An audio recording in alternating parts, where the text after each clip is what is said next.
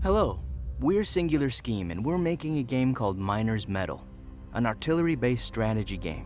Set in the distant future of the 28th century, humanity has slowly expanded across the galaxy. You play Roland Derrico, a retired artillery captain now working with his cousin on the isolated mining planet of Pentum 3. When an unprovoked attack sets events into motion and begins a full-scale war.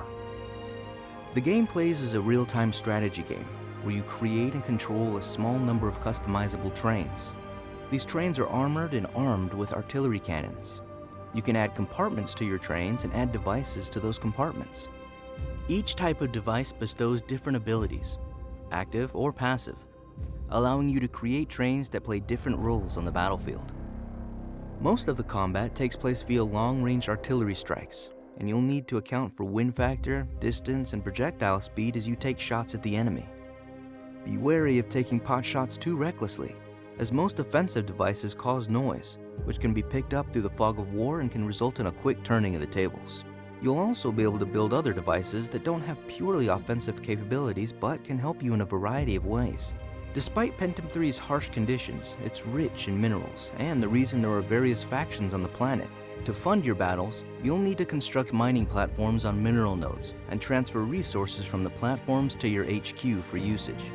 Once you get those resources processed, you can spend them on a variety of things, including research.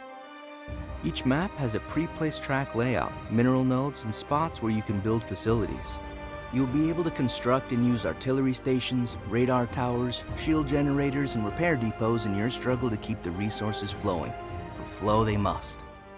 Each facility is protected by layers of shields, whose original purpose was to protect them from the various weather anomalies that plague Pentum 3, and that you'll have to learn to deal with. Upgrading your trains, researching, and building new facilities and devices are all ways to keep up with your enemies on the battlefield.